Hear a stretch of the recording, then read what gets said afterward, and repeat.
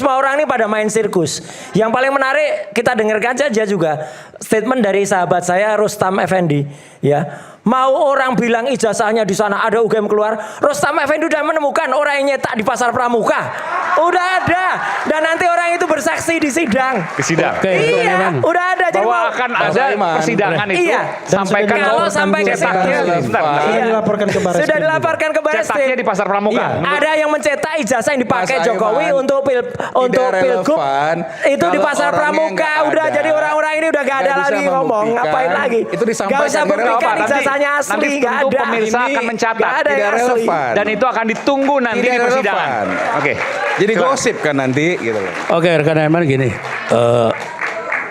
Oke ya. Bentar Bang, saya minta Ibu Ova di Iya, lagi disiapkan. Saya yakin mereka belum dengar. Iya, iya. Oke, Ya, Prof. silakan. Ibu Ova suruh ngeliatin, jangan. Oke, rekan Alkatiri, ya kami saling mengisi ya dengan Prof Primanto. Oke, silakan. Begini, jadi tadi disinggung sampai ke Banda Tua. Ya. Nggak salah sih, Apa itu, Mas? Mas Aiman. Statementnya Ova ya? Tapi Bunda Tua itu memang menjudge bahwa ijazah Pak Jokowi tidak ada. Dia menjudge begitu kan. Jangan lupa Bunda Tua itu berselancar di KIP, Komisi Informasi Publik. Kita tahu kalau debat dengan Profesor Dr. Refli Harun ini kan harus harus berisi kata dia kan. Saya coba berisi juga. Jadi kita tahu putusan-putusan lembaga peradilan itu ada 3. Deklaratoir, konstitutif, dan kondemnatoir. Jadi KIP itu adalah sifatnya deklaratoir. Hanya mengumumkan saja, tidak merubah konstitusi dan tidak juga menghukum. Oleh sebab itu, kalau saya komentar tadi bawa-bawa ke Bunda Tua berselancar di tengah. Di tengah dia. Tidak pernah ada putusan KIP yang didapatkan dimenangkan oleh dia menyatakan bahwa ijazah Jokowi itu maaf kata palsu. Nggak ada. Nggak ada kondemnatori atau penghukuman seperti itu. Akhirnya mungkin Bunda Tua karena dibawa-bawa nama Bunda Tua dia kebingungan di mana saya gitu loh. Saya sering bahas itu dengan klien saya respon. Bunda Tua posisinya di mana? Di tengah, nggak ke atas, nggak ke bawah. Jadi saya katakan bahwa tadi dikatakan oleh rekan Alkatiri, rekanku yang baik ini, Bunda Tua menjudge ijazah itu tidak ada. Kalau saya katakan langsung to the point aja, ijazah itu ada. Terus bagaimana? Mau dilawan? Sebentar Ya, dulu. saya mau melawan. Sebentar, Prof. Katanya mau dilawan, saya mau melawan. Sebentar. Oke. Argumentasi maksudnya. Oke. Silakan. Artinya begini loh. Justru itu yang saya pancing. Kita arahnya ke pengadilan melawan itu. Kalau tetap berselancar di dunia maya, ya dunia yang tidak jelas, saya kira tidak benar. Dan ini perkara memang sudah sampai di tahap peradilan. Jadi Bunda Tua di bawah-bawah berkata ya nama dia mungkin nggak hadir di sini. Persidangan resmi. Oke, sekarang aku tanggapi lagi rekan Alkatiri yang baik. Ya, masalah persidangan pokok perkara. Kemarin aku catat kok di sini. Jadi aku rajin mencatat. Persidangan yang mana itu? Rekan Alkatiri mengatakan tadi ijazah tidak ada pembuktian di pengadilan kan udah minta bukti ke jaksa kan. Ya. Saya mau komen sedikit. Saya bukan mengajari, bukan sok tahu. Kita tahu teori causality. Siapapun boleh menyangkal. Ajas siapa yang mendalilkan wajib membuktikan. Ya. Saya mau kasih tahu sedikit. Semua kemarin menonton persidangan di mana kuasa hukum Tipa itu meminta bukti ke jaksa. Saya pikir dan jaksa menjawabnya secara jelimet luar biasa. Jika Anda ingin bertarung dengan kami, silakan Anda juga tampilkan bukti. Nah, jadi dalam perkara ini, kalau saya terjemahkan secara sederhana, Pak Jokowi melaporkan 30 April di Polda Metro Jaya tentang penistaan dan pencemaran lah begitu. 310311. Sekarang itu dilanjut dengan aduan itu dilanjutkan penyidik sampai kejaksaan sekarang, bahkan sudah didaftar di pengadilan. Artinya jaksa penyidikan sampai kejaksaan pasti sudah mempersiapkan buktinya. Itu hak mereka. Sekarang yang namanya Mas Roy dan Mbak Tipa ini kan juga Oke, karena saya disebut gini, Pak. Saya ingin tanya aja. Bapak pernah jadi pengacara kami, Balai RT? bukan. Enggak, begini. gini, saya tanya dulu, pernah iya. enggak jadi pengacara Balai RT? Pernah? Pernah dengar kan? dulu Mas Roy, dengar dulu aja. Pernah Mas. kan? Saya- Kalau pernah, saya Bapak tahu hanya diskusi. etika advokat enggak? Oh tahu. Lah iya, tahu, saya. Bapak tidak boleh melawan kami selaku Bukan klien melawan. Bapak yang lama. Itu Ini ada melanggar melawan, etik. terserah. Ini melanggar Mau- etik nih orang mau ini. melawan, tidak Ini melawan, orang ini terserah nggak Mas boleh Roy. ini.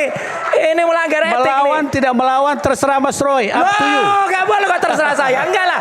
Hei, Hanya organisasinya saya- ini harus disangsi nih. Saya mau Coba saya minta sampaikan saja. advokat, pendapat advokat saya minta. Enggak, melawan itu kan di pengadilan. Saya Pak. hanya Enggak, iya, menyampaikan coba saja. ini Mas Man, Gawin. Man, Iya, iya. begini, ini kan kita Saya bicara melanggar ini. rasionalitas. Ini Belum melanggar ini. selesai. Ini belum pernah selesai. menjadi advokatnya Mas Roy. Oke, iya. Tentu ada Dengerin. hubungan klien dan advokat, ada rahasia dan lain sebagainya yang sebenarnya tidak bisa diumbar ke publik, misalnya Oke. strategi dan lain sebagainya. Oke. Ya. Ketika kemudian dia berhadapan dan kemudian menyerang Mas Roy, itu melanggar kode etik advokat. Dengerin itu. Saya tambahkan, yang menyebarkan Dr. KTP Refli saya Harun. bukannya pengacara. Kalau soal menyerang, Yang memberikan KTP saya kepada Pak Roy, filenya bukannya pengacara. Ini ngomong KTP bukan soal KTP. Bukan, ini lain maksudnya lagi. begini. Ini jager kita. Saya nggak usah ngomong dulu, kamu Karena nggak itu ngerti akan kamu. saya laporkan. Nggak ngerti kamu udah. Itu Siapa aja. yang menyebarkan itu? Sebentar. Kalau soal Beres. serang menyerang, Karena pada saat itu, ya. saya memberikan file KTP, kalau nggak salah, kedua tempat pertama Taka dan Balai RRT. Dan ini akan diinvestigasi. Ya, silakan. Akan saya laporkan. Siapa? Jadi kalau tadi dibilang kode etik pengacara. Kamu itu siapa? Zombie udah mati, udah nggak usah lagi, udah. Udah. Taruh Pak dulu, Zakir aja Mas Roy. jawab. Nggak apa-apa, Udah nggak usah, nggak usah Kenapa dianggap. sih motong-motong Pak Roy? Nggak usah dianggap. Oke. Udah nggak usah dianggap, ini juga Loh, motong. Anda, Ini juga Anda motong. punya Udah. acara ini. Oke, Kalau soal silakan. serang- Bung Jamal lagi, silakan. Kalau soal serang menyerang, Nggak, soal etika kalau tadi. saya pinjam istilahnya, from beginning sudah nyerang menyerang. Jadi kalau soal menyerang di advokat Mas Roy dari awal. Begitu Rismon ini keluar dari grup itulah, katakan saya nggak sebut, sudah dimaki-maki, pembelot lah. Kalau klien Ini kan segala beda, macam. klien tuh Ya, klien itu udah. prinsipal. Dengar. Advokat itu yang punya kode etik, Saya bukan sampaikan. klien. Gimana sih? Ini orang Sampaikan. ini udah tua nggak ngerti Termasuk lagi. Aduh, parah saya, ini. termasuk saya disebut adalah pengacara yang jam terbangnya minim. Apa itu tidak pemaki-makian ke saya? Rismon Ya minim atau enggak? dikatakan menjerumuskan. Jadi, nah Tua konteksnya itu tadi, pasti, dewasa itu adalah pilihan. Ya, profesional itu pilihan. Oke. Jam terbang maksimal Nggak, tapi minim itu bukan pertanyaan tadi, ukuran soal tua etika dan muda. Seperti apa? Tadi kalau memang benar, saya kan nggak tahu etika pengacara. Silakan. wah itu banyak lah. Lah iyalah udah melanggar pengacara lah. yang ada di kita Ini siapa? banyak advokat, kita pindah-pindah Ya. pendapat ya, advokat tuh. Pengacara yang ada di kita siapa? Pas tuh ada salah satu advokat saya, Gafur itu. Ya. Coba lihat. Ya. Pengacara Tadi di kita siapa? Contohnya Taufik dari Solo. Kan mengatakan bahwa saya menjurus pengacara Rismon, bahwa saya pengacara yang tidak tahu aturan dan minim jam terbang. Itu kan penghinaan juga. Siapa yang menghina duluan? Dan itu dilakukan oleh yang lain-lain juga. Dan saya kira banyak itu beredar di mana-mana. Tapi bagi saya no problem. Kalau tadi hubungkan ke kode etik advokat tadi, ya silahkan saja, adukan saja. Oh, ya. Yang Ada saya tadi jalurnya. persoalkan Oke. adalah begini loh. Saya boleh komen dong, karena kita kesini kan diundang untuk pembuktian autentikasi itu. Tapi dibawa kemana-mana, boleh saya komentar biar kembali ke fokus. Nah masalah pembuktian tadi ya tentu dari Al-Katiri untuk kliennya tuh siapkan bukti juga kan gitu kan. Itu aja singkatnya, jangan minta ke jaksa. Kan itu Sebentar. yang menjadi suatu hal yang Persidangan itu kan saya yang sidang. Ya memang siapa yang mendalilkan dia membuktikan itu memang demikian. Ya. Yang melaporkan kan. Nah, bukti-bukti yang katanya sampai 709 apa itu surat dan sebagainya itu kan dibuktikan. nanti saat Dan yang pembuktian kami minta rekan, kemarin saat itu, pembuktian itu kita nggak bahas lah itu hal yang barang mendasar bukti. bagi kita itu nggak usah dibuktikan. Itu dapat pada saat pembuktian dan saksi nanti ditampilkan. Loh iya. Gitu, masing-masing tampilkan bukti. Daftar Saya barang kira saya nggak perlu layani seperti itu. Ya, kita kembali ke Nah, terus gimana? tingkat Silakan satu sedikit aja, hukum. silakan. Ya, Mas Aiman, saya kira ini menarik ya, karena bagaimanapun juga perkara ini kan perkara publik ya. Dalam arti masyarakat ingin tahu kebenaran material atas perkara ini. Tapi sebelum saya yang lain, saya mau menegaskan dulu bahwa sebetulnya sebagai seorang advokat, advokat itu adalah profesi, officium nobile, profesi yang terhormat dan mulia. Kenapa dia terhormat dan mulia? Salah satunya karena diikat oleh kode etik advokat. Dan di dalam Undang-Undang Advokat nomor 18 tahun 2003 di pasal 19 diatur bahwa advokat itu wajib merahasiakan segala sesuatu yang diketahui atau diperoleh dari kliennya, ya, karena hubungan profesinya. Itu jelas itu. Jadi kalau ada seorang advokat pernah menerima kuasa dari seorang klien, kemudian membuka bahkan ingin menyerang balik seorang advokat, seorang klien dalam perkara yang sama loh, dalam pokok perkara yang sama. Kalau perkara lain nggak ada masalah, ya. Misalnya Mas Roy diserang dalam bukan perkara Pak Jokowi, ya. Itu sebetulnya adalah pelanggaran kode etik advokat yang akhirnya membuat profesi advokat itu tidak menjadi mulia lagi, tetapi menjadi rendah. Karena praktek dari advokat tersebut, saya tidak menyebut orang ya. Ya, kalau ada yang merasa monggo. Ya, kalau ada yang mau merasa loh, monggo. Itu hal yang pertama. Atau ada yang mau bantah? Pak Jagirs mau bantah? Ya saya kasih waktu. Sebentar dulu. Jadi gini rekan ya. Gapur sendiri di sini live loh. Ingat ya. Di acara tanggal 21 itu saya ingat. Memaki Rismon ini dengan mengatakan Anda tidak tahu diri, Anda munafik, dan Anda tidak bayar sepeser pun dengan saya. Saya yang menyertai. Siapa yang menyertai, bro? Itu fakta. Terus, yang tidak bisa dibantah. Saya tidak menyerang RJ-nya. Saya tidak menyerang Rismon dalam kapasitas dia sebagai seorang klien saya ketika ada rahasia yang saya ungkap. Bilang Rismon munafik. Apa? Saya Di depan tidak pernah rakyat mengenal Anda. Mantan kliennya. Dan saya tidak pernah meminta Anda sebagai pengacara saya. Lah memang Anda tidak yang meminta. mendekati saya Anda di memang festival. tidak meminta. Saya Lalu sudah menjelaskan dijadikan kepada adendum publik. oleh Bang Abraham Sebentar. Samad yang Anda tipu sekarang. Kok astagfirullahalazim. Rismon, Loh, kamu tidak punya kapasitas untuk itu. Seolah-olah, ini saya luruskan. Saya pernah kenal Anda. Saya dan jelaskan kepada meminta Anda ya. Saya sebagai jelaskan kepada Anda. pengacara saya. Supaya Anda yang semua mendekati saya, Ya, oke. mengemis-ngemis pada saya. Saya istighfar.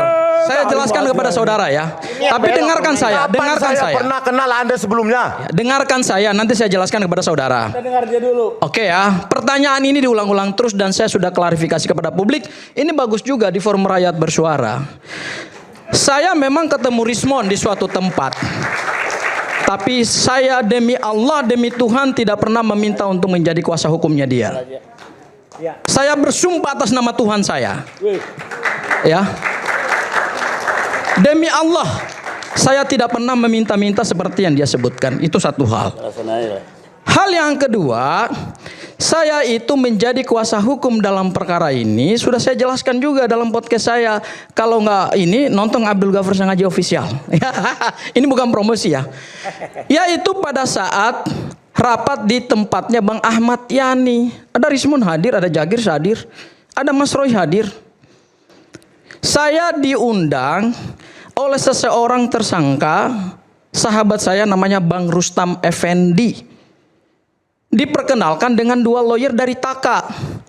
Namanya Bang Jack Aspardi Piliang dan kemudian Bang Juju. Dua-duanya adalah senior saya dari Universitas Indonesia Fakultas Hukum. Saya dibawa dalam ruang itu, saya juga belum kenal Bang Rismon. Pada saat kami rapat untuk mempersiapkan pemeriksaan di Polda Metro Jaya, saya adalah orang terakhir yang berbicara. Ada Mas Roy saksinya. Saya duduk di pojok paling kiri. Kalau nggak salah 2 atau 3 orang setelah Jagirs. Saya adalah orang terakhir yang memberikan pandangan dan saat itu Bang AS karena salah satu yang dilaporkan, termasuk juga ada Bang Ahmad Gozinuddin, bertanya, ini Adinda yang hadir ini siapa? Dijawablah oleh Bang Juju dan Bang Jack Aspardi Pilihan, itu junior kami Bang, alumni UI juga. Setelah mereka menyelesaikan pembicaraan itu, saya diberikan kesempatan untuk berbicara terakhir. Ini fakta. Bisa ditanyakan langsung kepada Bang Abraham Samad. Saya menyampaikan pendapat hukum saya, hanya 2 hal yang saya sampaikan. Setelah saya menyampaikan pandangan hukum saya, Bang Abraham tanya ke saya, Adinda, apakah Adinda adalah seorang advokat juga?